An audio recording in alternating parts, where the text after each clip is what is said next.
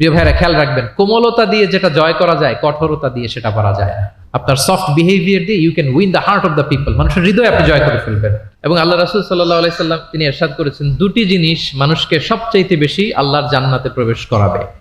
একটি হচ্ছে তাকওয়াল্লাহ, আল্লাহর ভয়, আর একটি হচ্ছে হুসনুল খুলুক, সুন্দর আচরণ। রিপিট, আমি আবারও বলছি, দুটি জিনিস মানুষকে সবচাইতে বেশি আল্লাহর জান্নাতে প্রবেশ করায়। একটি হচ্ছে আল্লাহর ভয়, তাকওয়াল্লাহ, আরেকটি হচ্ছে সুন্দর আচরণ, হুসনুল খুলুক।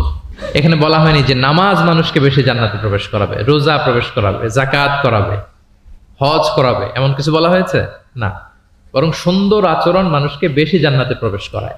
আমরা অনেক সময় ইসলামের এই এসেন্সটা ধরতে পারি না। দেখবেন যে খুব নামাজি কিন্তু খিটখিটে মেজাজের লোক, খুব নামাজি স্ত্রীর সাথে খারাপ আচরণ করে, খুব আল্লাহওয়ালা প্রতিবেশীর সাথে ঝগড়াঝাটি, খুব নামাজি মানুষ কলিগের সাথে সম্পর্ক ভালো নাই। এরকম লোক আমাদের সমাজে আছে না নাই বলেন? তার মানে ইসলামের যে ট্রু এসেন্স এটা ধরতে পারে নাই। আশেপাশের নেইবরের সাথে, কলিগের সাথে, বন্ধুদের সাথে, সহপাঠীদের সাথে যে ভালো আচরণ করতে হয়, গুড বিহেভিয়ার করতে হয়, এবং এটাই যে আমাকে সবচেয়ে বেশি জান্নাতে প্রবেশ করানোর মাধ্যম হতে পারে, এটা আমরা ভুলে যাই। প্রিয় বন্ধুরা, আমরা যেন এই ব্যাপারটাকে ছোট মনে না করি। সবচেয়ে বেশি জান্নাতে মানুষকে প্রবেশ করায় তাকওয়াল্লাহ, হুসনুল খুলুক, আল্লাহর ভয়, আরেকটা কি? সুন্দর আচরণ। অনেক ছোট ছোট বন্ধুদেরকে আমি দেখতে পাচ্ছি অডিয়েন্সের মধ্যে। আমরা আমাদের সহপাঠীদের সাথে, বন্ধুদের সাথে ভালো আচরণ করবো তো আজকে থেকে? হ্যাঁ, সাউন্ড খুব অল্প হয়েছে, আমি শুনি নাই, আরো জোরে করবো কিনা? ইনশাআল্লাহ আমরা ভালো আচরণ করব, এবং আমার সহপাঠীদের সাথে, বন্ধুদের সাথে ভালো আচরণ, এটাই আমাকে জান্নাতে প্রবেশ করাবে ইনশাআল্লাহ। বলি সবাই। একটা চমৎকার হাদিস দিয়ে আমার মূল আলোচনা শুরু করি। আল্লাহ রাসূল সাল্লাল্লাহু আলাইহি ওয়া আলিহি ওয়াসাল্লাম তিনি বলেন, আনা যাঈমুন বিবাইতিন ফি রাবাদিল জান্নাতি লিমান তারাকাল মিরাআ ওয়া ইন কানা মুহিক্কান। প্রিয় নবীজি বলেন যে আমি ওই ব্যক্তিকে জান্নাতের আঙ্গিনায় একটা ঘরের সুসংবাদ দেই যে তর্ক করার সময় নিজের সঠিক, সে হকের উপর আছে, এটা জেনেও সে তর্ক করে না। তর্ককে, আর্গুমেন্টকে, ডিবেটকে স্যাক্রিফাইস করে যে না আমি ঝগড়ায় যাব না, যদিও সেই সঠিক। এরকম স্যাক্রিফাইস যে করে, জান্নাতের আঙ্গিনায় তাকে আমি একটা ঘরের সুসংবাদ দেই। এরপর প্রিয় নবীজি বলছেন, অবি বাইতিন ফি ওয়াসাতিল জান্নাতি লিমান তারাকাল কাযিবা ওয়া ইন কানা মাজিহান। আর আমি ওই ব্যক্তিকে জান্নাতের মাঝামাঝি স্তরে একটা ঘরের সুসংবাদ দিচ্ছি যে ব্যক্তি কৌতুক করেও মিথ্যা বলে না। He was kidding, he was joking, but he never tells a lie. মজা করতেছে, জোক করতেছে, কিন্তু জোকের মধ্যেও সে কি করে না? মিথ্যা বলে না। তাকে জান্নাতের মাঝামাঝি স্তরে আমি একটা ঘরের গ্যারান্টি দিচ্ছি। এরপর আল্লাহ রাসূল সাল্লাল্লাহু আলাইহি ওয়াসাল্লাম বলতেছেন, ওয়াবি বাইতিন ফি আ'লাল জান্নাতি লিমান হাসানা খুলুকা। আর আমি এট দ্য ভেরি হাই, মানে পিক অফ দ্য প্যারাডাইস, জান্নাতের একেবারে সর্বোচ্চ স্তরে একটা বাসভবনের গ্যারান্টি ওই ব্যক্তিকে দেই যে অন্যের সাথে ভালো আচরণ করে। মানে হাসানা খুলুকা, যে তার চরিত্রটাকে সুন্দর করেছে, যার আচরণটাকে সুন্দর করেছে, যার আচরণটা অমায়িক আচরণ, মাধুর্যপূর্ণ আচরণ, ওই ব্যক্তিকে আমি at the highest peak of paradise, জান্নাতের সর্বোচ্চ চূড়ায় একটা বাসভবনের গ্যারান্টি দিচ্ছি। আল্লাহু আকবার। তাহলে আমার আশেপাশে যারা আছে তাদের সাথে ভালো আচরণ করা, গুড বিহেভিয়ার করা, এটা ছোটখাটো কোনো বিষয় নয়, এটা অনেক গুরুত্বপূর্ণ একটা বিষয়। কিন্তু আমরা অনেক সময় এটার গুরুত্বটা বুঝতে পারি না, এটাকে ছোট করে দেখি। তো সম্মানিত বন্ধুরা, আমরা দেখবো যে আমাদের প্রিয় নবীজি অন্যের সাথে কিভাবে আচরণ করেছেন। তিনি শিশুদের সাথে কিভাবে মিশেছেন, প্রাণীর প্রতি ওনার নবীজের আচরণ কেমন ছিল, শিশুদের সাথে কেমন ছিল, নারীদের সাথে কেমন ছিল, সাহাবাদের সাথে কেমন ছিল, কর্মচারীদের সাথে আচরণ কেমন ছিল, নিজের স্ত্রীদের সাথে কেমন ছিল, প্রতিবেশীর সাথে কেমন ছিল, যুদ্ধবন্দীদের সাথে প্রিয় নবীজের আচরণ কেমন ছিল, ভিক্ষুকের সাথে আচরণ কেমন ছিল, এমনকি যুদ্ধের ময়দানে শত্রুদের সাথে প্রিয় নবীজের আচরণ কেমন ছিল। এই 10টি পয়েন্টে দ্য এক্সাম্পলারি প্রফেটিক বিহেভিয়ার এই শিরোনামে আমরা কিছু কথা আজকে শুনবার চেষ্টা করব। আমরা শুরুতে একটু দেখার চেষ্টা করি যে পশু, পাখি, প্রাণী, এই প্রাণী জগতের প্রতি প্রিয় নবীজির আচরণ কেমন ছিল। প্রিয় নবী যে প্রাণীদের প্রতি খুব দয়াদ্র ছিলেন, তার বায়োগ্রাফিতে, জীবনীতে এরকম অসংখ্য নজির পাওয়া যায়। কারণ আল্লাহ তাআলা তাকে রাহমাতাল লিল আলামিন, ওমা আরসালনাকা ইল্লা রাহমাতাল লিল আলামিন, I've sent you as a mercy for the entire universe। আল্লাহ বলছেন আমি গোটা বিশ্বের জন্য, সবার জন্য আপনাকে ব্লেসিংস এন্ড মার্সি করে প্রেরণ করেছি। He was a mercy for all, সবার জন্য তিনি রহমত হয়ে এসেছিলেন। মানুষের জন্য যেমনি রহমত, ম্যানকাইন্ড, জিনদের জন্য তিনি রহমত, জিনকাইন্ডের জন্য, ইভেন অ্যানিমালস, প্রাণীকুলের জন্য তিনি রহমত হয়ে এই পৃথিবীতে এসেছেন। মানুষের প্রতি তিনি যেমনি দয়া দেখিয়েছেন, প্রাণীদের প্রতিও দয়া দেখিয়েছেন। ছোট্ট একটা হাদিস দিয়ে শুরু করি। আমরা রাসূল সাল্লাল্লাহু আলাইহি ওয়াসাল্লামের এই এক্সাম্পলারি প্রফেটিক বিহেভিয়ার, এটা থ্রু দ্য লেন্স অফ সিরা and through the lens of সুন্নাহ, সুন্নাহর পরতে পরতে, রাসূল সাল্লাল্লাহু আলাইহি ওয়াসাল্লামের সিরাতের পরতে পরতে আমরা দেখবার চেষ্টা করব যে তিনি কেমন আচরণ করতেন সবার সাথে। একবার তিনি একটা খেজুর বাগানে প্রবেশ করলেন মদিনাতে। তো প্রবেশ করার পর তিনি দেখতে পেলেন যে দূর থেকে একটা উট কান্না করে করে রাসূল সাল্লাল্লাহু আলাইহি ওয়াসাল্লামের কাছে ছুটে আসছে। একটা উট কান্না করে আসতেছে। রাসূল সাল্লাল্লাহু আলাইহি ওয়াসাল্লামের দেখে অত্যন্ত দয়া হলো, মায়া হলো যে উটটা কেন কান্না করতেছে, এত এত বেশি কেন কান্না করতেছে। আল্লাহ রাসূল সাল্লাল্লাহু আলাইহি ওয়াসাল্লাম তিনি মমতা ভরে ওনার হাত দিয়ে উটের মাথায় আদর করতে আরম্ভ করলেন। প্রিয় নবীজির এই মমতা মাখা হাত বোলানো পেয়ে উটের কান্না বন্ধ হলো এবং রাসূল সাল্লাল্লাহু আলাইহি ওয়াসাল্লামের কানে কি কি যেন বললো উট, এটা অন্যরা বুঝতে পারছে না। তো এরপর রাসূল সাল্লাল্লাহু আলাইহি ওয়াসাল্লাম খুঁজতে আরম্ভ করলেন যে উটের মালিক কে। একজন আনসারী যুবক সাহাবী আসলো। তখন রাসূল সাল্লাল্লাহু আলাইহি ওয়াসাল্লাম বলল যে তোমার এই উট আমার কাছে তোমার ব্যাপারে নালিশ করেছে যে তুমি একে ক্ষুধার্ত রাখো কিন্তু একে দিয়ে অনেক কাজ করাও। তুমি কি এই বোবা, এই নিরীহ প্রাণীটার ব্যাপারে আল্লাহকে ভয় করো না? কিয়ামতের দিন এটাই তোমার জাহান্নামের কারণ হয়ে যেতে পারে। খবরদার, এই নিরীহ প্রাণীটার ব্যাপারে তুমি আল্লাহকে ভয় করো। দেখেন, প্রিয় নবীজি উটের মাথায় হাত বুলিয়ে উটের কান্না বন্ধ করেছিলেন এবং উটের মালিককে ওসিয়ত করেছেন যে খবরদার, প্রাণীর প্রতি কখনো এরকম রূঢ় কঠিন আচরণ করা যাবে না, তাদের প্রতি রহম দিল হইতে হবে। এভাবে আপনি সিরাতের পরতে পরতে অনেক ঘটনা পাবেন। আজকের এই সংক্ষিপ্ত পরিসরে এত এত রেফারেন্স হয়তো আমার উল্লেখ করা সম্ভব হবে না এবং অ্যারাবিক টেক্সটগুলো বলে বলে অর্থ করে শোনানো অনেক সময় লেগে যাবে। আমি শুধু মূল কথাগুলো, বুলেট পয়েন্টসগুলো আপনাদের সাথে শেয়ার করবার চেষ্টা করবো ইনশাআল্লাহ বিইذনিল্লাহ। এই যে প্রাণীর প্রতি দয়া, ইসলামের একটা মূলনীতি হচ্ছে মুমিনের জীবনের প্রতিটি কাজে ইহসানের পরশ থাকতে হবে। আল্লাহ তাআলা আমাদের সব কাজে ইহসানকে আবশ্যক করেছেন। আল্লাহ রাসূল সাল্লাল্লাহু আলাইহি সাল্লাম বলেছেন যে ফাইদা কাতালতুম ফাআহসিনুল কিতলা, কাউকে হত্যা করতে হলেও ইহসানের সাথে হত্যা করতে হবে। ধরুন যে অপরাধের কারণে আদালত কর্তৃক সাব্যস্ত হলো যে একজন মৃত্যুদণ্ড প্রাপ্ত আসামি, তো তাই বলে কি আপনি যা ইচ্ছা তার সাথে করতে পারবেন? তার নাক কেটে ফেলা, কান কেটে ফেলা, তার অঙ্গহানি করা, এলোপাথারি ছুরিকাঘাত করা করতে পারবেন না। ইদা কাতালতুম ফাআহসিনুল কিতলা, এটাও ইহসানের সাথে করতে হবে। দেখেন, হত্যার মতো একটা কাজ ইহসানের সাথে করতে হবে। ওয়া ইদা যাবাহতুম ফাআহসিনুয যাবহা, প্রিয় নবীজি বলেন তোমরা যখন জবেই করবে, কুরবানি করবে, এখানেও ইহসানের সাথে করবে। আল্লাহু আকবার। করতেছি জবাই, করতেছি কি বলেন সবাই আমার সাথে, করতেছি কি জবাই। তার মানে প্রাণীটাকে তো মেরেই ফেলতেছি, কিন্তু প্রিয় নবীজি বলেন এই জবাই করার ক্ষেত্রেও ইহসান করতে হবে। এত সুন্দরভাবে দ্রুত তার গলায় ছুরি লাগাতে হবে যাতে কয়েক সেকেন্ডের মধ্যেই জবাইয়ের কাজটা হয়ে যায়। আপনি ইচ্ছে মতো এলোপাথারি তাকে ছুরি দিয়ে কষ্ট দিতে পারবেন না। মুমিনের প্রতিটি কাজের যেন ইহসানের পরশ থাকে।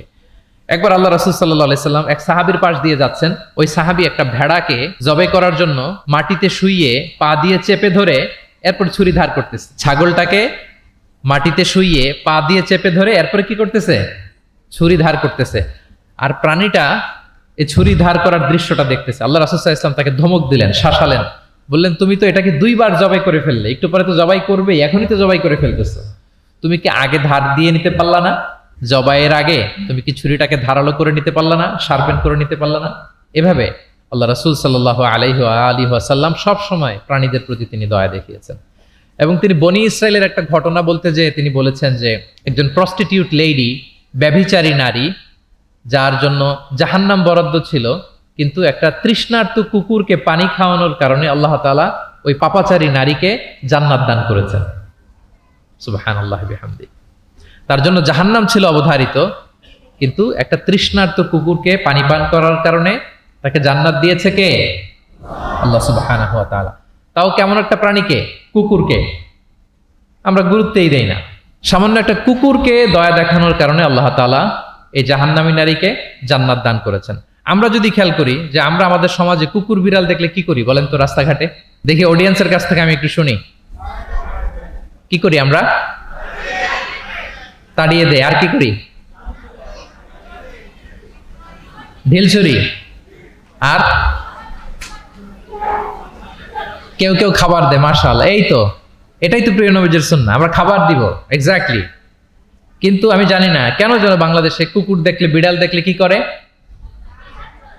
তাড়ায় দেয়, ঢিল ছোড়ে, লাথি মারে, এরকম করে না অনেক সময়? অপ্রয়োজনে, কোনো প্রয়োজন নেই এটা করে। এবং সবচেয়ে মজার ব্যাপার হচ্ছে মাঝে মাঝে দেখা যায় যে জোড়া লাগা কুকুর যদি দেখা যায়, যে একসাথে দুটো কুকুর, তাদের প্রজননের কারণে তাদের একটা বিশেষ ঋতুতে বিশেষ সময়ে তাদেরকে এটা করতে হয়, এক অদ্ভুত কারণে মানুষ মানে ক্ষিপ্ত হয়ে ওঠে তাদের প্রতি। কিন্তু আমাদের তো মানবিক হওয়া উচিত ছিল, আশরাফুল মাখলুকাত বলে আমরা নিজেদেরকে দাবি করি। আমাদের কি করা উচিত ছিল? ইগনোর করা উচিত ছিল, let them do there job, overlook করার দরকার ছিল। কিন্তু কোনো এক অদৃশ্য কারণে আমরা এরকম দৃশ্য দেখলে হিংস্র হয়ে উঠি, লাঠি দিয়ে মারি, ওখানে মানুষ জড়ো হই। কিন্তু তাদের একটা সফল প্রজননের জন্য, বংশবিস্তারের জন্য এটা প্রয়োজন। তো আমরা যেন এই কাজটা না করি, এরকম নির্মম যেন আমরা কখনো না হই। কারণ প্রাণীদের প্রতি দয়া দেখানো এটা ছোটখাটো কোনো ব্যাপার নয়, এটাই আপনার জান্নাতের কারণ হতে পারে, এটাই আপনার জাহান্নামের কারণ হয়ে যেতে পারে। আল্লাহ রাসূল সাল্লাল্লাহু আলাইহি ওয়া আলিহি ওয়াসাল্লাম বলেন, মান লা ইয়ারহাম লা ইউরহাম। যে ব্যক্তি অন্যকে দয়া দেখায় না, আল্লাহ তাআলা তার প্রতি দয়া দেখায় না। ইরহাম মান ফিল আরদ ইয়ারহামুকুম মান ফিস সামা। এই দুনিয়াতে যারা আছে তোমরা তাদের প্রতি দয়া দেখাও, যিনি আকাশে আছেন তিনি তোমাদের প্রতি দয়া দেখাবেন। তাহলে এই জমিনে কি শুধু আমরাই থাকি নাকি? না পশু পাখি প্রাণী এগুলোও থাকে? এদের প্রতিও যদি আমরা দয়াদ্র হই, মমতা দেখাই, করুণা দেখাই, আমাদের প্রতিও দয়া দেখাবে কে? এবার আওয়াজ করে বলুন তো, আমরা আল্লাহর দয়া পেতে চাই কি চাই না? সবাই চাই। তাহলে প্রাণীদের প্রতি কখনো আমরা যেন নির্মম না হই, অমানবিক না হই, আমরা যেন মানবিক হই। আমরা অনেক উন্নত দেশে দেখি যে হাইওয়েতে একটা সাপ যাচ্ছে, এই সাপ দেখে একটা গাড়ি থেমে গিয়েছে, স্টপ। তার পেছনে পেছনে শত শত গাড়ি স্টপ। তারা বন বিভাগকে নক দেয়, স্থানীয় পুলিশকে ফোন দেয়, তারা এসে সাপটাকে উদ্ধার করে এরপরে গাড়িগুলো চলতে শুরু করে। একটা ভিডিও ক্লিপস আমি এমনও দেখেছি, একটা হাঁস তার বাচ্চাগুলোকে নিয়ে হাইওয়ে পার হচ্ছে। হাঁস তো খুব আস্তে আস্তে হাঁটে, একেবারে পিপিলিকার মতো একটু একটু করে হাঁসের বাচ্চাগুলো যাচ্ছে, শত শত গাড়ি at the middle of the highway stop. আল্লাহু আকবার। কিন্তু বাংলাদেশে দেখবেন যে রাস্তা দিয়ে সাপ যায় না কুকুর যায় না বিড়াল যায়, কোনো কেয়ার নাই, একেবারে ড্যাম কেয়ার। যে প্রাণীদের প্রতি দয়া দেখায় না, আল্লাহ তাআলা তার প্রতি দয়া দেখান না। তাহলে প্রিয় নবীজি প্রাণীদের প্রতি কতটা দয়াদ্র ছিলেন, মমতাময় ছিলেন, এটা সবার কাছে ক্লিয়ার? ওকে, মাশাআল্লাহ। লেটস মুভ অন, আমরা সামনের দিকে আগাই। এবার আমরা একটু করে জানার চেষ্টা করি যে শিশুদের সাথে প্রিয় নবীজির আচরণ কেমন ছিল। আমরা সিরাতে এবং হাদিসের দিকে যদি তাকাই তাহলে দেখব প্রিয় নবীজি শিশুদেরকে তাহনিক করে দিতেন। তাহনিক, তাহনিক শব্দটির সাথে কি আপনারা পরিচিত? নাম শুনেছেন?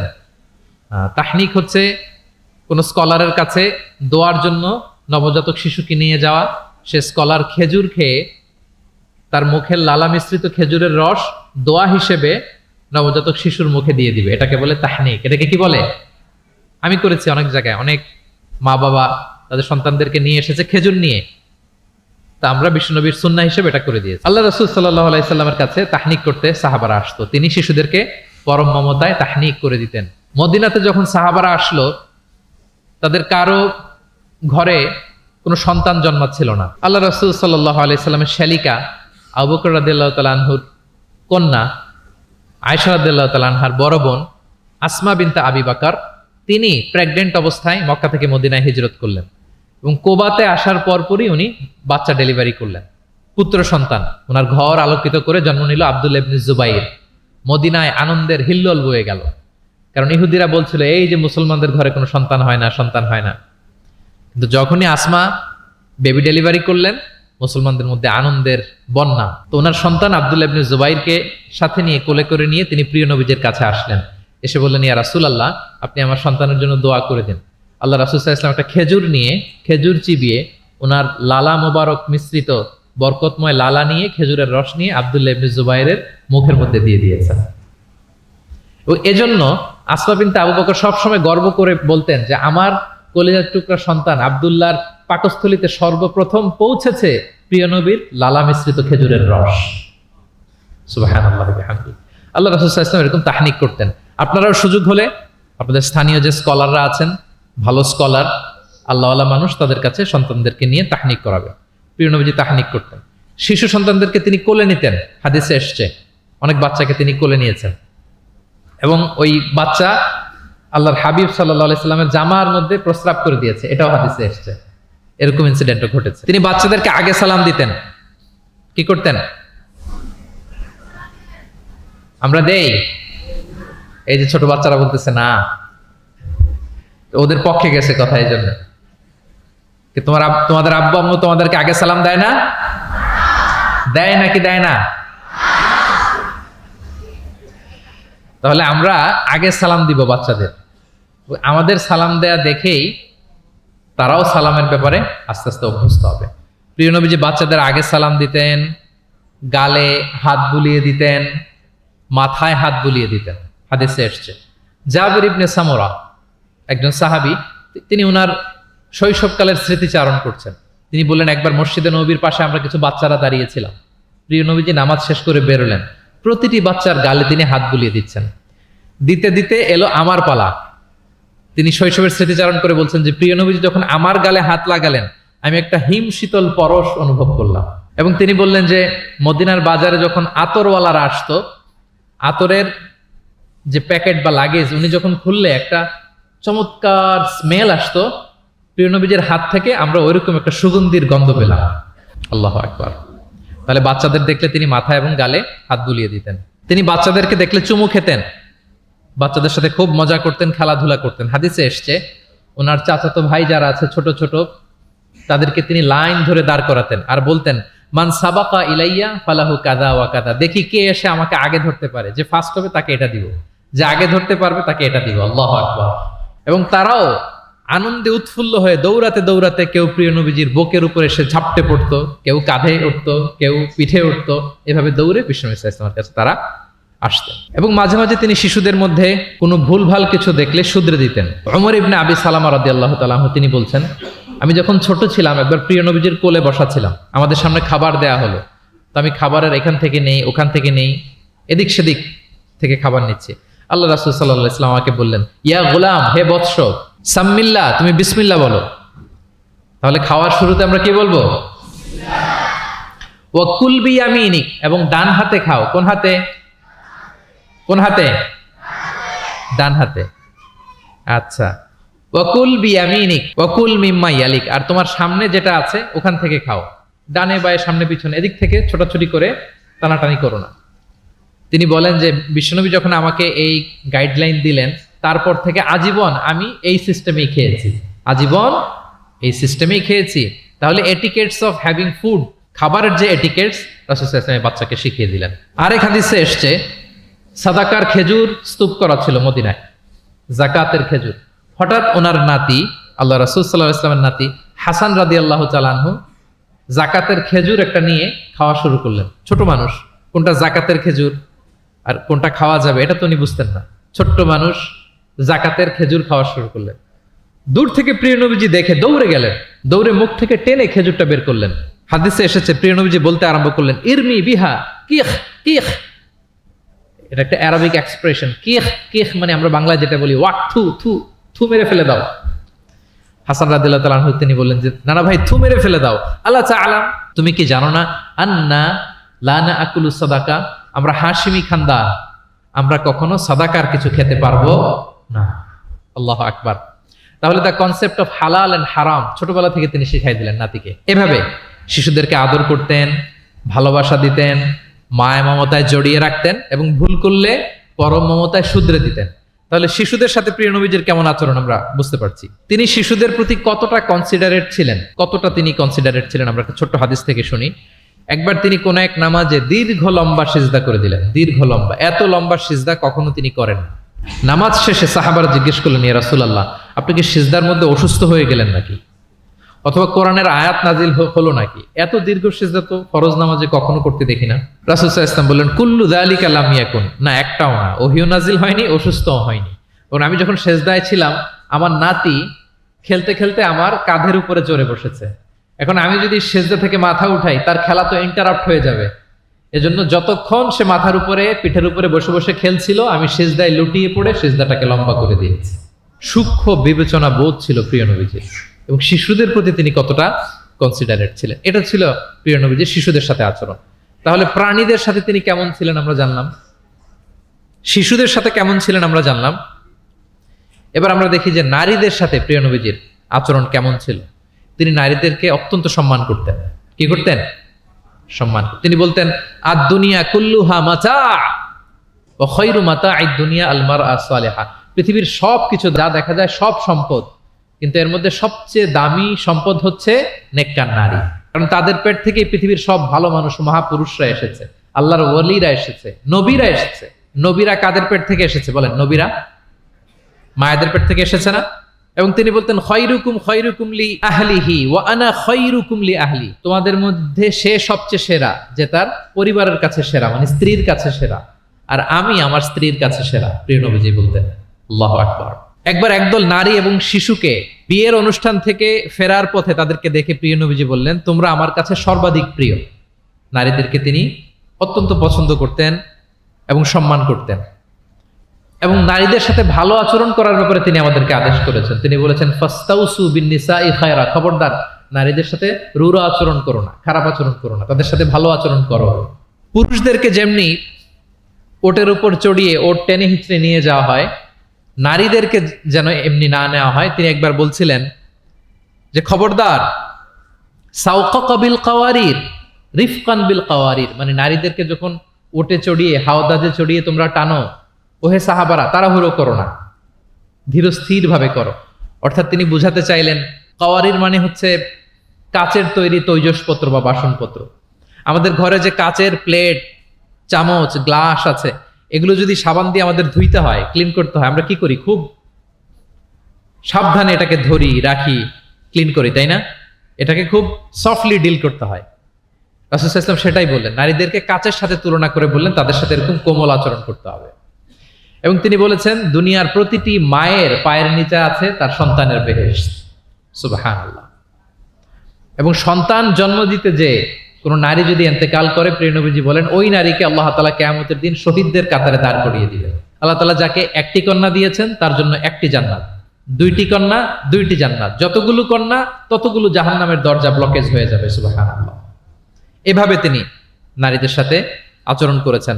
নারীরা মদিনার সমাজে প্রিয় নবীজির পেছনে সালাতে অংশগ্রহণ করত। প্রিয় নবীজির পেছনেই তারা সালাতে অংশগ্রহণ করত। এখনো আপনারা মদিনাতে বা মক্কাতে গেলে দেখবেন যে পুরুষদের পাশাপাশি নারীরাও সেখানে সালাতে অংশগ্রহণ করে। প্রিয় নবীজিকে ডিরেক্টলি তারা প্রশ্ন করতেন, কিউএস সেশনে অংশগ্রহণ করতেন, কোশ্চেনিং আনসারিং সেশন। নারীদের মধ্যে থেকে দাঁড়িয়েও তারা প্রশ্ন শুরু করে দিতেন। রাসূল সাল্লাল্লাহু আলাইহি ওয়াসাল্লামের সাথে সফরে অংশগ্রহণ করতেন। এভাবে প্রিয় নবীজি নারীদেরকে একটা মর্যাদার আসনে রেখেছেন, তাদের সাথে এইভাবে তিনি ডিল করতেন। এবার আমরা একটু জানার চেষ্টা করি যে সাহাবাদের সাথে প্রিয় নবীজির আচরণ কেমন ছিল, মানে যারা ছিল প্রিয় নবীজির সাথী তাদের সাথে আচরণ কেমন ছিল। আমরা জানি যে সাহাবারা হচ্ছে প্রিয় নবীজির হাতে গড়া ছাত্র, হাতে গড়া টিম। নবীজির সুখে দুঃখে সবসময় তারা থাকতো এবং প্রিয় নবীজিকে আগলে রাখতো। প্রিয় নবীজির অ্যাকম্পানি তারা কখনো মিস করতে চাইতো না। এমনকি কখনো কখনো কোনো সাহাবার ক্ষুধা লাগলে তারা প্রিয় নবীজির কাছে এসে বসে থাকতো। তারা বলতো যে প্রিয় নবীজির চেহারার দিকে তাকিয়ে থাকলে আমাদের ক্ষুধা মিটে যেত। নবীজির নুরানি চেহারার দিকে তাকিয়ে থাকলে কি হতো? পেটের ক্ষুধা চলে যেত। যে আয়াত দিয়ে আমি শুরু করেছিলাম, ফাবিমা রাহমাতিম মিনাল্লাহি লিনতা লাহুম ওয়ালাউ কুনতা ফাদদান গালিযাল কলবি লানফাদ্দু মিন হাওলিক। নবী হে, আল্লাহর রহমতে আপনি কোমল হৃদয়ের অধিকারী হয়েছেন, এজন্য সবাই আপনাকে ঘিরে থাকতে চায়, আপনার পাশে থাকতে চায়। আপনি যদি কর্কশ ভাষী হতেন, কঠোর আচরণের অধিকারী হতেন, তাহলে এখন যেমনি আপনার সাহাবারা আপনাকে ঘিরে রাখে, সব সময় আপনার পাশে থাকতে চায়, তারা এমনটি আপনাকে ঘিরে রাখতো না। এবং আল্লাহ রাসূল সাল্লাল্লাহু আলাইহি ওয়াসাল্লামের চেহারায় সবসময় একটা স্মাইলিং ফেস থাকতো, অলওয়েজ স্মাইল। তিনি বলতেন তাবাসসুমুকা ফি ওয়াজহি আখিকা সাদাকা, your smile to your brother it's a charity. তুমি তোমার ভাইয়ের দিকে তাকিয়ে যে মুচকি হাসি দাও, এতেও আল্লাহ তাআলা তোমার আমলনামায় সাদাকা দেওয়ার সওয়াব দিয়ে দেন। আপনারা মুচকি হাসেন তো? কি মুচকি হাসেন? হ্যাঁ, মুচকি হাসবেন। মুচকি হাসতে পয়সা লাগে না, লাগে? মুচকি হাসবেন। মুচকি হাসলে এটা সাদাকা দেওয়ার সমান সওয়াব। অলওয়েজ একটা স্মাইলি ফেসে থাকতেন প্রিয় নবীজি। ওনার চেহারা দেখলেই মানুষের মন ভালো হয়ে যেত। আল্লাহু আকবার। সাহাবাদের সাথে ওনার আচরণ কেমন ছিল, ডিলিংস কেমন ছিল? এক নম্বরে তিনি খুব কোমল আচরণ করতেন সাহাবাদের সাথে। কেউ যখন প্রিয় নবীজির সাথে কথা বলতো, ওই লোক কথা বলার সময় চোখ না ফেরালে প্রিয় নবীজি কখনো তার থেকে চেহারা ফেরাতেন না। মুসাফা করার সময় যিনি প্রিয় নবীজির সাথে মুসাফা করেছেন, ওই লোক হাত টেনে না নিলে প্রিয় নবীজি কখনো হাত টেনে নিতেন না। সুবহানাল্লাহ, হোয়াট এ হাম্বল পার্সোনালিটি। তিনি সাহাবাদের প্রতি এতটাই কোমল ছিলেন, একটা ছোট্ট হাদিস থেকে আমরা একটু বোঝার চেষ্টা করি। তিনি সাহাবাদের নিয়ে বসা ছিলেন, এক বেদুইন এসে মসজিদে নববীতে 2 রাকাত নামাজ পড়লো। 2 রাকাত নামাজ পড়েই বিষ্ণু ইসা ইসলামের কাছেও আসে না, সালামও দেয় না, কারণ বেদুইন তো, সভ্যতার কোনো অ্যাটিকেটস, কোনো ছোঁয়া তার মধ্যে লাগেনি। সে নামাজ পড়ে আল্লাহর কাছে দোয়া করতেছে, এবং দোয়া কিরকম দেখেন, সে দোয়া বলতেছে আল্লাহুম্মা আরহামনি ওয়া মুহাম্মাদা ওয়ালা তারহাম মা'আনা আহাদা, মানে আল্লাহ তুমি আমারে রহম করো আর মুহাম্মদ সাল্লাল্লাহু আলাইহি ওয়াসাল্লামের রহম করো, আমাদের দুজনের সাথে আর কাউরে রহম করো না তুমি। বেদুইন, তার মধ্যে এটিকেটস অফ দোয়া, দোয়ার যে একটা আদব আছে এটা তার জানা নাই। সে বলে আল্লাহ আমাকে মাফ করো, মুহাম্মদ সাল্লাল্লাহু আলাইহি ওয়াসাল্লামকে মাফ করো, আর কাউকে না। তো দূর থেকে রাসূল সাল্লাল্লাহু আলাইহি ওয়াসাল্লাম দেখে হেসে বললেন, হায়রে, একটা প্রশস্ত ব্যাপারকে সে সংকীর্ণ বানায় ফেললো। কারণ আল্লাহর দরবারে কি রহমের কোনো কমতি আছে? সবাই বলুন তো আওয়াজ করে, আল্লাহর দরবারে রহমতের কোনো কমতি ঘাটতি আছে? কোনো কমতি নাই, কোনো ঘাটতি নাই। তো সে তো দোয়াতে আমাদের সবাইকে ইনক্লুড করলেও পারতো। যাই হোক, নামাজ পড়ে দোয়া করে এবার মসজিদে নববীর মাঝখানে পেশাব করতে আরম্ভ করলো। কোথায়? মসজিদের মাঝখানে। সাহাবার তো রেগে মেগে আগুন, তাকে ধরতে যাবে, মারতে যাবে। রাসূল সাল্লাল্লাহু আলাইহি ওয়াসাল্লাম বললেন দাউ, রাখো, বোঝান আলোকটা করতে দাও, করে ফেললো। এবার প্রিয় নবীজি বললেন হারিকু আলা বাউলিহি সাজলান মিন মা। তখনকার মসজিদে নববী তো বালুর ফ্লোর ছিল, জানেন আপনারা? আমাদের এখনকার মসজিদ তো এই যেরকম পাকা টাইলস করা, কার্পেটিং, আরো কত কি, কিন্তু তখনকার মসজিদে নববী ছিল কিসের? ফ্লোরটা বালুর। রাসূল সাল্লাল্লাহু আলাইহি ওয়াসাল্লাম বললেন যে বালুর মধ্যে যেহেতু পেশাব করে দিয়েছে, 1 বালতি পানি ঢেলে দাও। 1 বালতি পানি ঢেলে দেয়া হলো। আর সাহাবাদেরকে তিনি শান্ত হতে বললেন যে থামো, তার প্রতি আগ্রাসী হয়েও না, কারণ ফাইন্নামা বুইসতুম মুয়াসসিরিন, তোমরা সহজপন্থী হয়ে প্রেরিত হয়েছো, ওয়ালাম তুবআসু মুআসসিরিন, তোমরা কট্টরপন্থী হয়ে প্রেরিত হও নাই।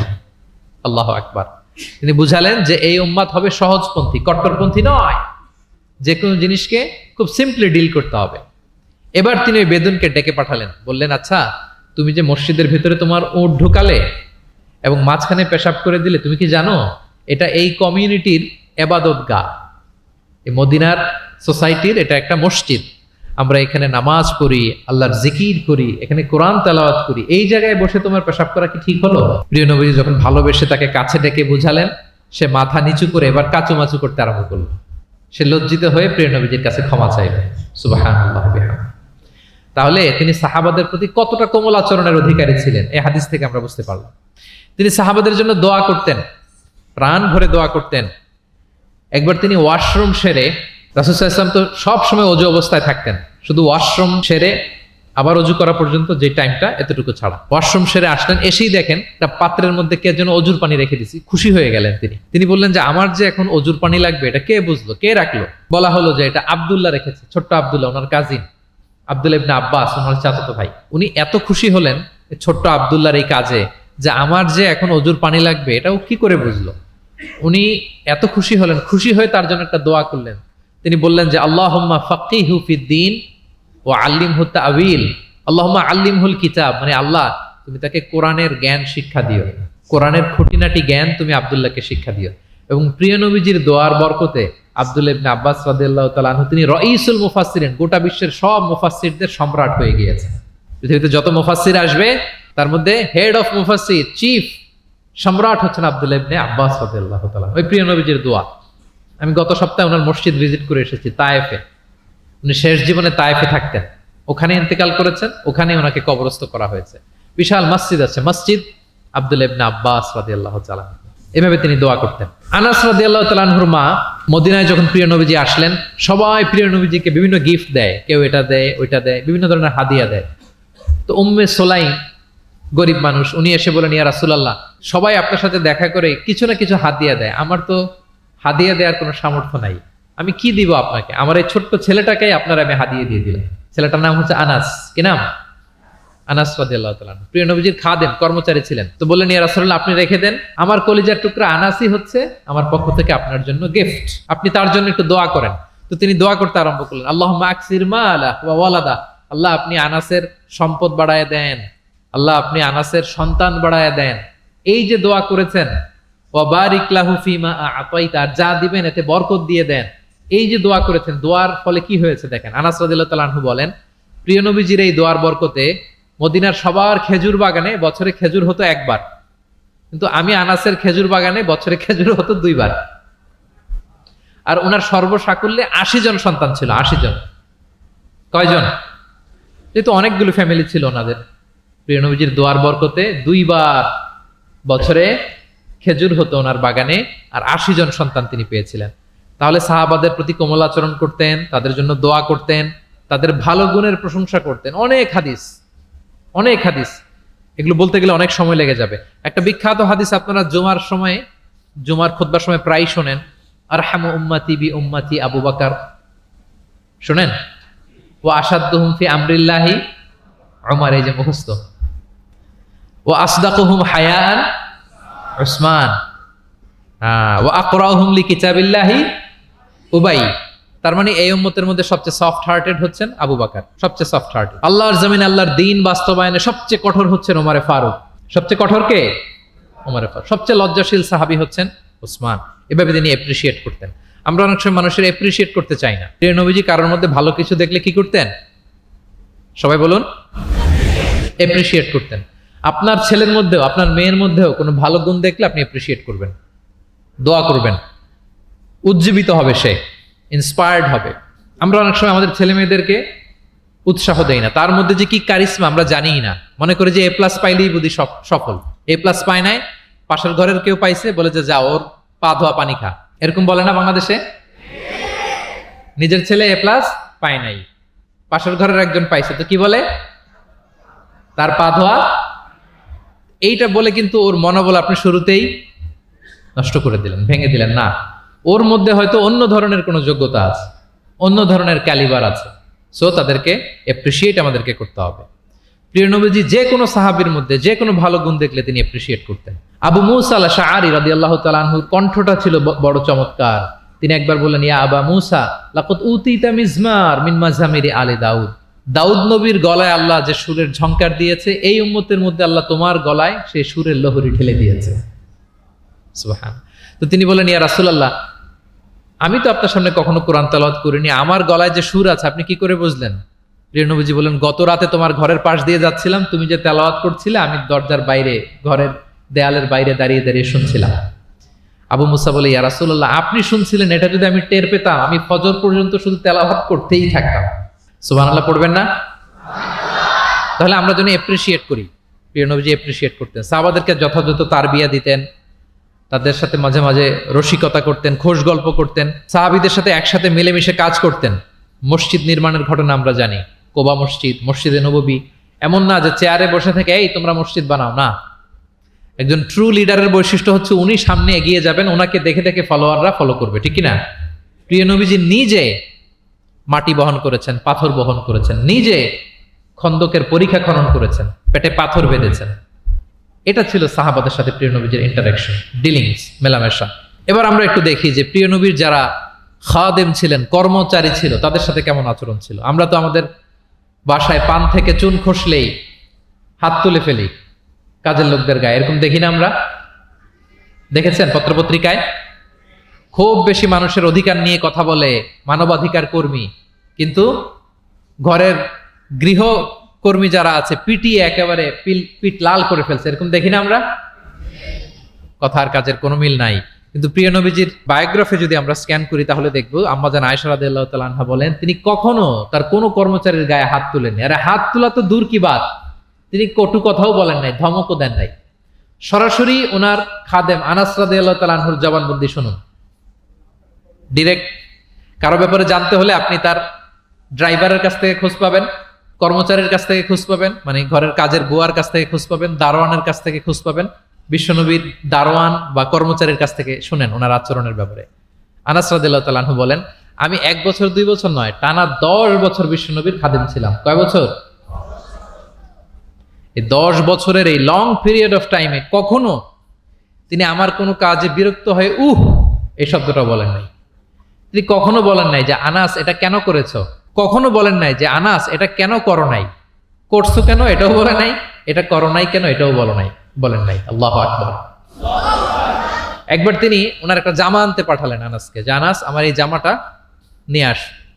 ছোট্ট আনাস আনতে যে মদিনার রাস্তায় দেখে যে বাচ্চারা খেলাধুলা করে, জামা আনার কথা ভুলে যে সেও বাচ্চাদের সাথে খেলা দেখতে আরম্ভ করছে। এখন আল্লাহ রাসূল সাল্লাল্লাহু আলাইহি ওয়াসাল্লাম অনেকক্ষণ বসে আছেন, কি রে, আমার জামা তো আসে না, আনাসও আসে না, ঘটনা কি? আসে না।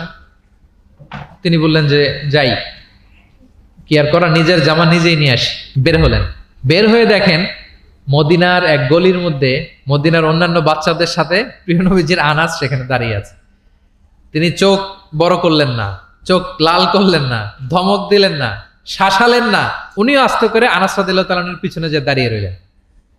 এখন খেলা দেখে, এদিকে দেখে ওদিকে দেখে, দেখতে দেখতে হঠাৎ আনাস রাদিয়াল্লাহু দেখেন যে পিছনে কে দাঁড়িয়ে আছে?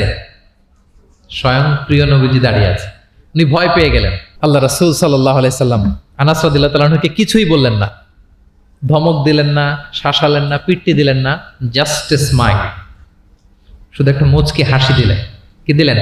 আনাস রাদিয়াল্লাহু তাআলা আনহু বলেন, সেদিনের বিশ্বনবীর সেদিনের মুচকি হাসির শাসন মৃত্যুর আগ পর্যন্ত আমাকে সোজা পথে রেখেছে। তাহলে প্রিয় বন্ধুরা, শাসন করতে জানলে বেদ দিয়ে শাসন করতে হয় না, গায়ে হাত তুলতে হয় না, ধমকাতে হয় না। শাসন করতে জানলে সামান্য একটা মুচকি হাসি দিয়ে শাসন করা যায়, ঠিক কিনা বলেন? কর্মচারীদের সাথে বিশ্বনবী সাল্লাল্লাহু আলাইহি ওয়াসাল্লামের আচরণ ছিল ঠিক এমন। এবার আমরা দেখি স্ত্রীদের সাথে কেমন আচরণ করতেন তিনি। স্ত্রীদেরকেও তিনি আগে সালাম দিতেন। স্ত্রীদেরকে কি করতেন? আগে সালাম দিতেন। আমাদের মধ্যে একটা ভুল বোঝাবুঝি আছে, আমরা অনেক সময় মনে করি যে না, স্ত্রীদের হয়তো আগে সালাম দিতে হবে, স্বামীরা সালাম দিবে না, এরকম একটা টেন্ডেন্সি থাকে। এটা ভুল। সবাইকে আগে সালাম দেওয়ার একটা কম্পিটিশন আমাদের মধ্যে থাকতে হবে। সালাম মানে হচ্ছে শান্তি। সালাম মানে কি? শান্তি। আপনি যদি ঘরে শান্তি ঢুকাতে চান, আগে সালাম দিবেন। আমাদের ঘরটা, আমাদের প্রত্যেকের পরিবার, ঘর, সংসার, এটা শান্তিময় হোক। বলুন তো আমরা চাই কি চাই না? তাহলে এই ঘরে আমরা সালাম ঢুকাবো। কি ঢুকাবো? আওয়াজ করে সবাই বলুন, কি ঢুকাবো? ঘরে যেই প্রথমে কি করব আমরা? ঘরে যেই আমরা সালাম দিয়ে ফেলবো, আসসালামু আলাইকুম, দেখবেন যে কোনো ঝগড়া নাই, কোনো অশান্তি নাই। অনেকে বলে যে হুজুর ঘরের ভেতরে শুধু অশান্তি, অনেক অশান্তি, অনেক ঝগড়া। এরকম হয় আপনাদের হয়? এর কারণ হচ্ছে শান্তির পয়গাম আমরা ঘরে ঢুকাই নাই। শান্তির পয়গাম আমরা ঘরে ঢুকাই নাই। ঘরে ঢুকে আমরা সালাম দিব। প্রিয় নবীজি আগে সালাম দিতেন। আম্মা জান আয়েশা বলেন যে অনেক চেষ্টা করেছি আমি দিব, লুকিয়ে থাকতাম মাঝে মাঝে, কিন্তু অনেক দূরে থেকে বিশ্বনবী বলে ফেলতেন আসসালামু আলাইকুম রাহমাতুল্লাহ। স্ত্রীদেরকে আগে সালাম দিতেন। মসজিদ থেকে, নামাজ থেকে বের হয়ে স্ত্রীদেরকে ঘর পর্যন্ত পৌঁছে দিতেন। ঘরের ছোটখাটো কাজে তিনি সহায়তা করতেন। নিজের জামা সেলাই করতেন, মাঝে মাঝে জামা থেকে, চুল থেকে উকুন বের করতেন, হাদিসে আছে। ছাগলের দুধ নিজে দহন করতেন, হাদিসে আছে। সাংসারিক কাজে সহযোগিতা করতেন এবং খুবই হৃদ্যতাপূর্ণ সম্পর্ক ছিল স্ত্রীদের সাথে। আম্মা জান আয়েশা রাদিয়াল্লাহু তাআলা আনহা কোনো পেয়ালার যেই জায়গা থেকে দুধ পান করতেন, ঠিক পেয়ালাটা নিয়ে ওই জায়গা থেকেই প্রিয় নবীজি দুধ পান করতেন। আম্মা জান আয়েশা রাদিয়াল্লাহু তাআলা আনহা কোনো গোশত বা হাড্ডি কিছু অংশ খেয়ে রেখে দিলে প্রিয় নবীজি ওইটা নিয়ে ওখান থেকে খাওয়া শুরু করে দিতেন। মাইমুনা রাদিয়াল্লাহু তাআলা আনহা এবং প্রিয় নবীজি, ওনার স্ত্রী আমাদের আম্মা জান, একই মগ দিয়ে, একই বালতি থেকে একসাথে শেয়ার করে গোসল করেছেন, হাদিসে এসেছে। কত মধুর সম্পর্ক ছিল। একবার আয়েশা রাদিয়াল্লাহু তাআলা আনহাকে নিয়ে তিনি একটা সফরে বেরিয়েছেন। মরুভূমির মাঝখানে পুরো কাফেলাকে তিনি ইনস্ট্রাকশন দিলেন, তাকাদ্দামু, মানে তোমরা এগো, সামনে আগো, সবাই সামনে যাও। পুরো কাফেলা সামনে চলে গেল। এবার মরুভূমির মাঝখানে কেউ নাই, প্রিয় নবীজি আর আয়েশা রাদিয়াল্লাহু তাআলা।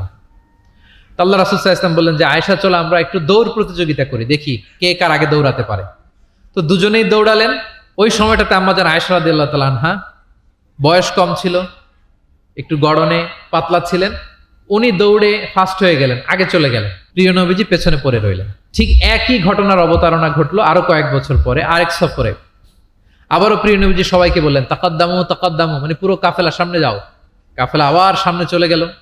মাঝ রাতে প্রিয় নবীজি আবার আম্মা জান আয়েশাকে বললেন যে আয়েশা, চলো আজকেও আমরা একটু দৌড় প্রতিযোগিতা করি। কিন্তু কয়েক বছরের ব্যবধানে আম্মা জান আয়েশা রাদিয়াল্লাহু তাআলা আনহা তখন একটু হেলদি হয়ে গেছেন, আগের মতো আর জোরসে দৌড়াতে পারছেন না। ওই দিন প্রিয় নবীজি আম্মা জান আয়েশাকে পেছনে ফেলে তিনি সামনে চলে গেলেন। আম্মা জান আয়েশা রাদিয়াল্লাহু তাআলা আনহা পেছনে পড়ে রইলেন।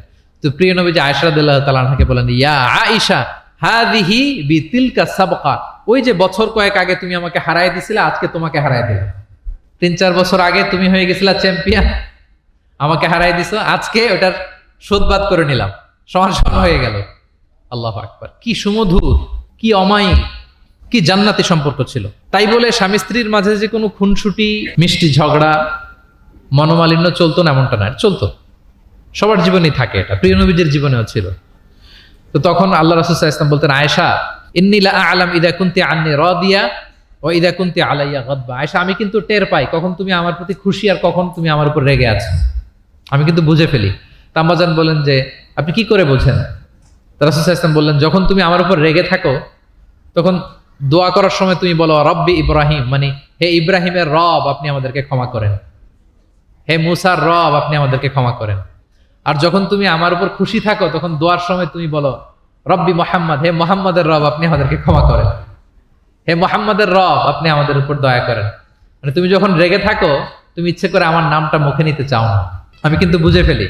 আম্মা জান আয়েশা বলেন, ইয়া রাসূলুল্লাহ মা আহজুরু ইল্লা ইসমাক, আমি তো শুধু আপনার নামটাই বাদ দেই, মুখ থেকেই বাদ দেই, কিন্তু আমার হৃদয় থেকে তো কখনোই আপনাকে সরাতে পারি না, হৃদয়ে সব সময় আপনি থাকেন ইয়া রাসূলুল্লাহ। তাহলে প্রিয় বন্ধুরা, স্ত্রীদের সাথে, ওনার তো অনেকগুলো স্ত্রী ছিল, এই স্ত্রীদের সাথে ওনার কেমন আচরণ ছিল আমরা বুঝতে পারলাম। এবার আমরা একটু দেখি যে প্রতিবেশীদের সাথে প্রিয় নবীজির আচরণ কেমন ছিল।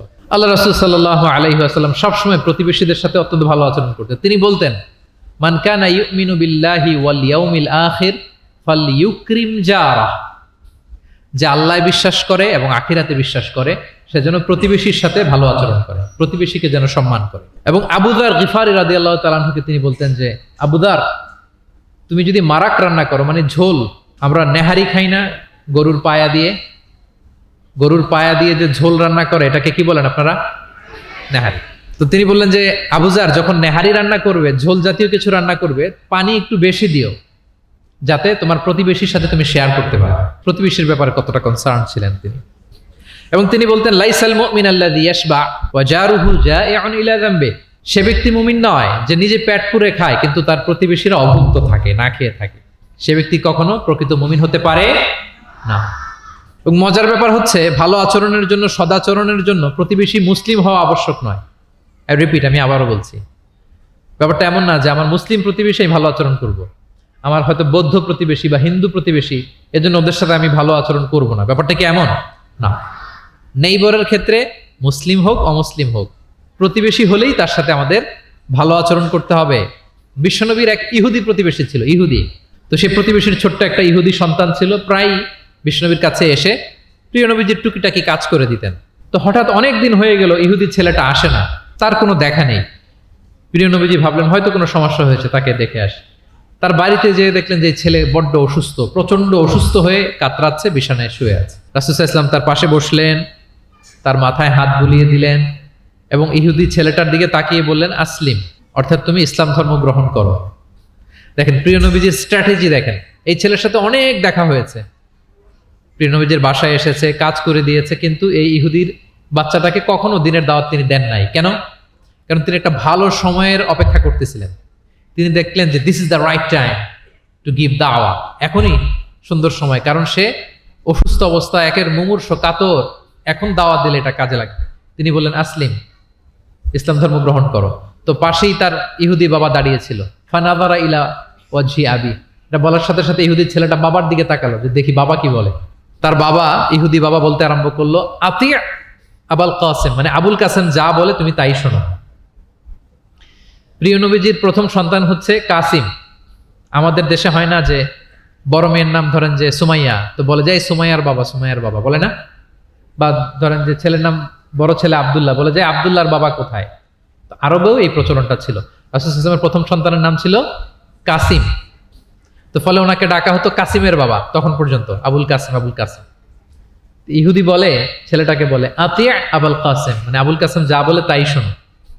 এবার রাসূল সাল্লাল্লাহু আলাইহি ওয়াসাল্লাম দেখলেন যে এখনই তো সুযোগ, তিনি পড়তে আরম্ভ করলেন যে তুমি আমার সাথে সাথে পড়ো।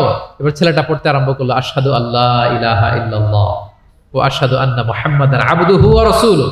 রাসূল সাল্লাল্লাহু আলাইহি ওয়াসাল্লাম বের হয়ে আসলেন আর পড়তে আরম্ভ করলেন, আলহামদুলিল্লাহিল্লাযী আনকাযাহু মিনান নার, প্রশংসা সে আল্লাহর যে আল্লাহ তাআলা যে কিছুক্ষণ আগে জাহান্নামের পথযাত্রী ছিল তাকে এই শাহাদাতের মাধ্যমে মুহূর্তেই জান্নাতি বানিয়ে দিলেন। মুহূর্তেই এই ইহুদি ছেলেটাকে জান্নাতে বানিয়ে দিল কে? দেখেন প্রতিবেশীর সাথে প্রিয় নবীজির কেমন আচরণ, সবসময় প্রতিবেশীর খোঁজ রাখবেন। সো আমরা আমাদের আশেপাশে যারা আছে একটু যেন খোঁজ রাখি। এখন তো এই যে অ্যাপার্টমেন্ট কালচারে কে প্রতিবেশী কার দরজা খোলা, কে কোন দিকে থাকে আমরা জানিই না। কিন্তু সুযোগ হলে আমার আশেপাশে যারা আছে আমরা যেন একটু খোঁজ রাখি, সুস্থ আছে কিনা, তাদের কোনো ধরনের সমস্যা হচ্ছে কিনা, কোনোভাবে আমি তাদের কাজে লাগতে পারি কিনা, ফিনান্সিয়ালি সাপোর্ট অথবা পরামর্শ দিয়ে হলো আমরা যেন তাদেরকে সাপোর্ট করি। তাহলে প্রতিবেশীর সাথে প্রিয় নবীজির বিহেভিয়ার কেমন ছিল আমরা জেনে গেলাম।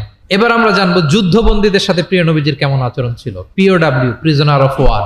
আমরা তো আবু গারিব কারাবারের কথা শুনেছি, আবু গারিব শুনেছি না? গুয়ান্তানামো বে, আয়নাঘর, এটা তো সবাই শুনেছি। আয়নাঘরের নাম শোনেন নাই?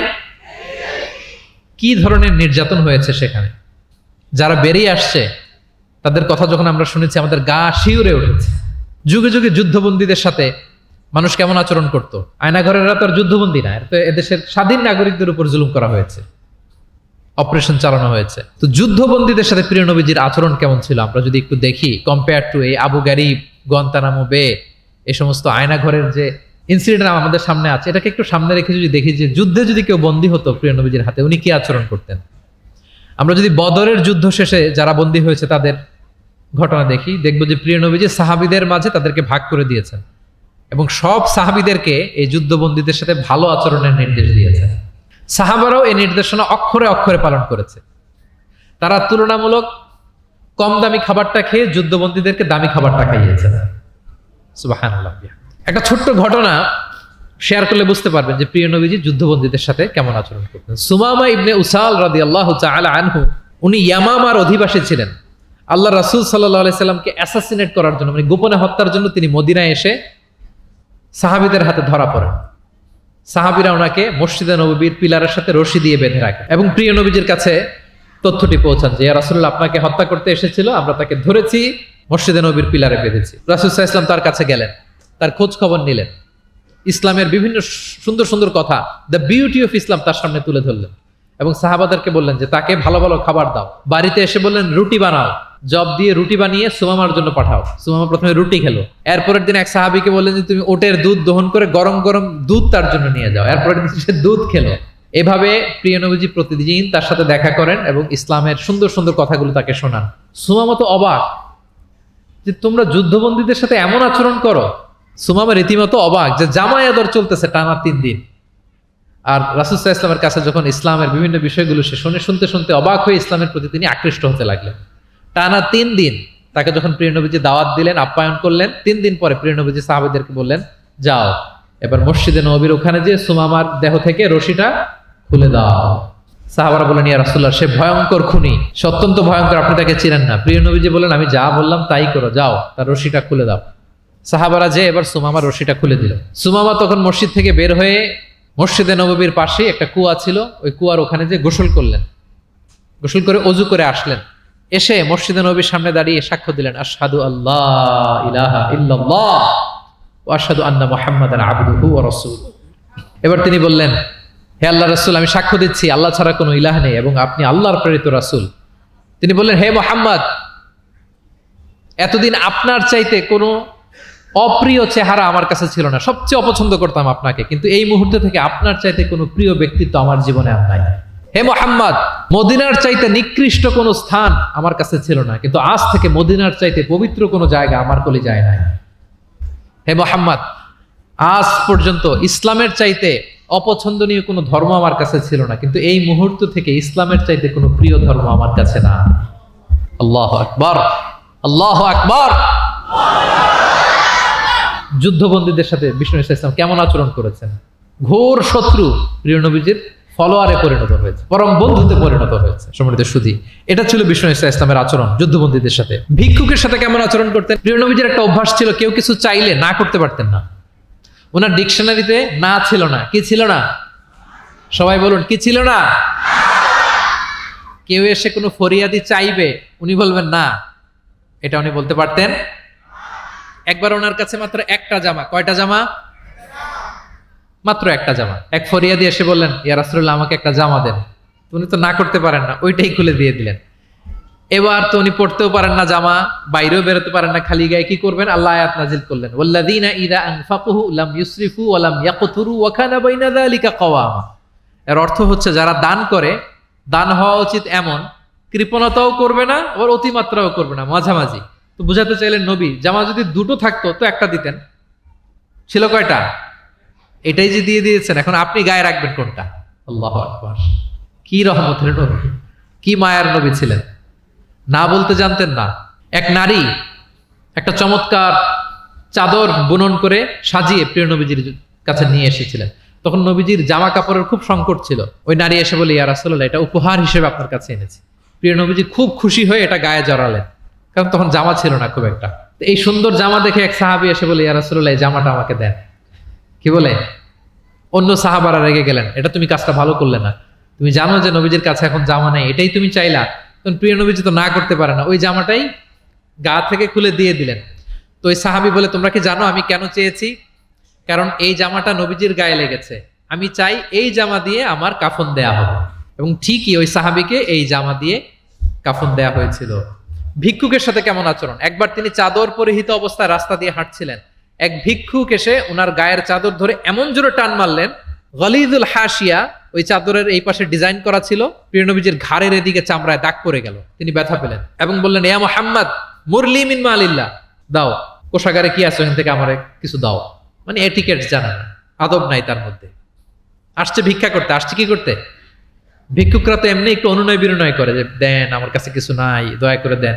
তো সেটা না করে, অনুনয় না করে, সে আরো রাফ অ্যাটিটিউড করে এমন জোরে নবীজির চাদর ধরে টান দিলেন, ঘাড়ের এখানে চামড়ায় দাগ পড়ে গেল এবং বললেন যে, হে মোহাম্মদ, দাও, কিছু দাও।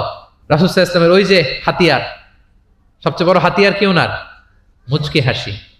সবচেয়ে বড় হাতিয়ার কি? Just smile.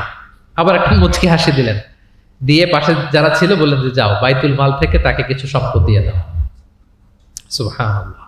একটা কঠিন সিচুয়েশন যখন আমরা রিঅ্যাক্ট করি, রেগে যাই, ফকির এসে যদি আপনার জামা ধরে টান দেয়, ওরা কি দিবেন? কি করবেন? মাইট দিবেন? যে বলে যে মাইট দিব। প্রিয় নবীজি মুচকি হাসি দিয়ে বলেন, যাও তাকে দিয়ে দাও। তাহলে এভাবে তিনি ওনার অনুপম বিহেভিয়ার দিয়ে, আচরণ দিয়ে মানুষের হৃদয় জয় করেছেন। প্রিয় ভাইরা, খেয়াল রাখবেন, কোমলতা দিয়ে যেটা জয় করা যায়, কঠোরতা দিয়ে সেটা করা যায় না। আপনার সফট বিহেভিয়ার দিয়ে you can win the heart of the people, মানুষের হৃদয় আপনি জয় করে ফেলবেন, যেমনটা প্রিয় নবীজি করেছেন। সব শেষ পয়েন্ট, শত্রুর সাথে কেমন আচরণ করতেন। খুবই কম হাদিসে পাওয়া যায় যে তিনি বদদোয়া করেছেন, very rare. Most of the time তিনি দোয়া করেছেন হেদায়েতের। কিসের দোয়া করেছেন?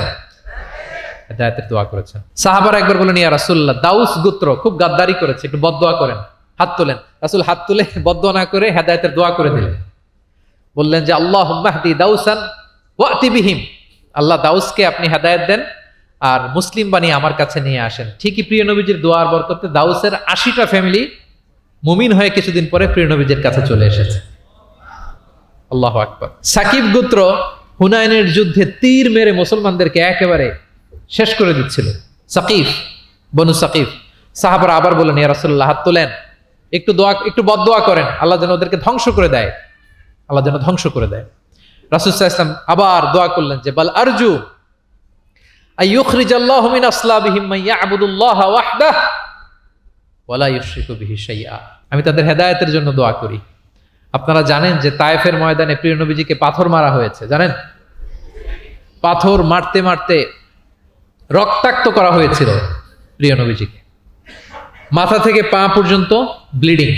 সাথে ছিল যায়েদ বিন হারেসা রাদিয়াল্লাহু তাআলা আনহু। উনি প্রিয় নবীজিকে বাঁচাতে যেয়ে উনিও মাথায় আঘাত পেয়েছেন, ওখান থেকে ব্লিডিং। এক খ্রিস্টান দাস কিছু আঙ্গুর নিয়ে আসলো প্রিয় নবীজির কাছে, যে আপনি তো অসুস্থ, ক্লান্ত শ্রান্ত, এটা খান। প্রিয় নবীজি বিসমিল্লাহির রহমানির রহিম বলে আঙ্গুরটা নিল।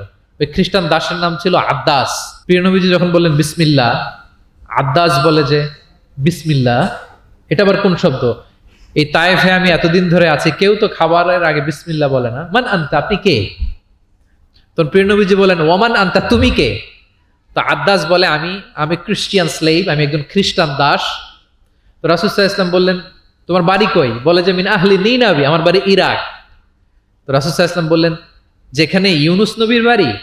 এবার খ্রিস্টান আরো অবাক যে আপনি ইউনুস নবীকেও চিনেন?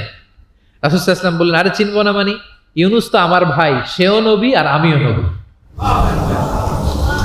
ইউনুস যে নবী ছিল আলাইহিস সালাম, এই নবুয়তির ধারাবাহিকতার এই চেইনটাকে পূর্ণতা দিতে আল্লাহ তাআলা আমাকে পাঠিয়েছেন, খাতামুন নবিয়্যিন। Seal of the all prophets. আদ্দাস অবাক হয়ে গেল। আদ্দাস রাদিয়াল্লাহু তাআলা আনহু ঠিক ওই জায়গায় এই খ্রিস্টান বালক রাসূল সাল্লাল্লাহু আলাইহি ওয়াসাল্লামের কাছে শাহাদা পড়ে মুসলমান হয়ে গেল। পাহাড় রক্ষী ফেরেশতারা এসে বললেন, ইয়া রাসূলুল্লাহ, আপনি বলেন তায়েফের দুই দিকের পাহাড় চাপা দিয়ে এমন এক কলাপস করে দিব, পুরো তায়েফবাসী মেসাকার হয়ে যাবে। রাসূল সাল্লাল্লাহু আলাইহি ওয়াসাল্লাম বললেন, না, তারা হয়তো ঈমান আনেনি, কিন্তু তাদের পরের জেনারেশন, তার পরের জেনারেশন, তাদের মধ্যে থেকে কেউ না কেউ থাকবে যারা পড়বে লা ইলাহা ইল্লাল্লাহ মুহাম্মাদুর রাসূলুল্লাহ। তাই হয়েছে। আমি গত সপ্তাহে উমরায় ছিলাম, একদিনের জন্য তায়েফ গিয়েছিলাম। মসজিদের অভাব নাই, ইসলামিক ইনস্টিটিউশনের অভাব নাই। প্রিয় নবীজির সেই দোয়া সত্যিই বাস্তবায়িত হয়েছে। তায়েফবাসী তখন ঈমান আনে নাই, কিন্তু এখন লক্ষ লক্ষ মুসলিম কালেমার পতাকাবাহী বীর সেনানী তায়েফের জমিনে আছে না নাই? আছে। শত্রুদের সাথে তিনি এমন আচরণ করেছেন। উহুদের ময়দানে রক্তাক্ত হয়েছেন, দাঁত ভেঙেছে, হেলমেট ভেঙে দন্দন মোবারক শহীদ হয়েছে বিশ্বনবীর। কিন্তু হেদায়েতের দোয়া করেছেন। তিনি বলেছেন, আল্লাহুম্মা হদি কওমি ফাইন্নাহুম লা ইয়ালামুন। আল্লাহ, আমার কওমকে আপনি মাফ করেন, ওরা চিনে নাই, বুঝে নাই। শুধু যে ক্ষমাই চাইছে আল্লাহর কাছে তা না, ওদের হয়ে এক্সকিউজ করতেছে। শুধু এতটুকু করলে হয়তো যে আল্লাহ ক্ষমা করে দেন, শুধু এতটুকুই না, আবার বলতেছে আল্লাহ ওরা বুঝে নাই। ছোট মানুষ ভুল করলে আমরা কি বলি? যে কেন ভুলটা করছে, কারণ বুঝে। ওর হয়ে আমরা ওকালতি করি। তো প্রিয় নবীজি বলতেছেন, আল্লাহ তাদেরকে হেদায়েত দেন আমার কওমকে, কারণ ফাইন্নাহুম লা ইয়ালামুন, আমি যে নবী তারা চিনে নাই, তারা আমাকে চিনে নাই, তারা বুঝতে পারে নাই। এভাবে আল্লাহ রাসূল সাল্লাল্লাহু আলাইহি ওয়াসাল্লাম শত্রুদের সাথে যুদ্ধের ময়দানে আচরণ করেছেন। যুদ্ধের ময়দানে প্রিয় নবীজির কঠোর নির্দেশনা ছিল, খবরদার কোনো নারীর গায়ে হাত তুলবে না, কোনো শিশুর গায়ে হাত তুলবে না, কোনো বিধর্মী পাদ্রীর গায়ে হাত তুলবে না। যুদ্ধ থেকে বিরত আছে, নিউট্রাল, এমন কোনো মানুষের গায়ে হাত তুলবে না। আত্মসমর্পণ করে তোমাদের কাছে সিকিউরিটি চাচ্ছে, আত্মসমর্পণ করেছে, নিরাপত্তা চাচ্ছে, তাদের গায়ে হাত তুলবে না। ওই এলাকার গবাদি পশুর গায়ে হাত তুলবে না, কৃষিজ পণ্যকে ডিস্ট্রয় করবে না। যুদ্ধের ময়দানে এই নির্দেশনাগুলো বিষ্ণু ইসলাম দিয়েছেন, এবং এগুলোর কারণেই শত্রুরাও বিষ্ণু ইসলামের বন্ধুতে পরিণত হয়েছে। আমরা জানি যে এলাকায় থাকতে দেয় নাই, তায়েফে গিয়েছে, থাকতে দেয় নাই, আত্মীয় স্বজন সহ mental torture, physical torture and what not, কি করে নাই কুরাইশরা। সেই কুরাইশদের কাছে যখন অষ্টম হিজরিতে বিজয়ীর বেশে তিনি গেলেন, থার থার করে কাঁপতেছিল কুরাইশরা যে হায় রে, আজকে তো গত এই কয়েক যুগের প্রতিশোধ মুহাম্মদ নিবে, রক্তের বন্যা বইয়ে দিবে আজকে মক্কায়। কিন্তু সবার দিকে তাকিয়ে বিশ্বনবী কি বললেন? লা তাসরিবা আলাইকুম ইয়াউম ইযহাবু ফাআনতুমুত তালাকা, যাও, আজকে ক্ষমা করে দিলাম। ভাই ভাইয়ের সাথে যে আচরণ করবে, আজকে আমি তোমাদের সাথে ওই আচরণ করলাম। সুবহানাল্লাহ। This was the character and behavior of the last messenger Muhammad sallallahu alayhi wasallam. সম্মানিত সুধী, তাহলে আমরা যেটা বুঝলাম, কোমল আচরণ দিয়ে আপনি যা অর্জন করতে পারবেন, কঠোর আচরণ দিয়ে, রূঢ় আচরণ দিয়ে, খারাপ ব্যবহার দিয়ে পারবেন? সবাই বলেন তো পারবেন? ব্যক্তি তার সুন্দর আচরণ দিয়ে খুব সহজেই অন্যের মাঝে প্রভাব বিস্তার করতে পারে। আমরা দেখেছি যে প্রিয় নবী শিশুদের সাথে, নারীদের সাথে, বন্ধুর সাথে, শত্রুর সাথে অমায়িক আচরণ করেছেন। এক্সাম্পলারি বিহেভিয়ার, অমায়িক আচরণ। আমরা যেন সেই আচরণের অধিকারী হতে পারি, আমরা যেন সেই ব্যবহারের অধিকারী হতে পারি। প্রিয় নবীজি যেমনি তার কোমল আচরণ দিয়ে, মার্জিত, পরিশীলিত, অমায়িক, মাধুর্যপূর্ণ আচরণ দিয়ে মানব মণ্ডলীর হৃদয় জয় করেছেন, আমরাও যেন আমাদের আচরণকে সেভাবে পরিশীলিত করতে পারি। আল্লাহ তাআলা আমাদের সবাইকে কথাগুলো বোঝার ও আমল করার তৌফিক দান করুন।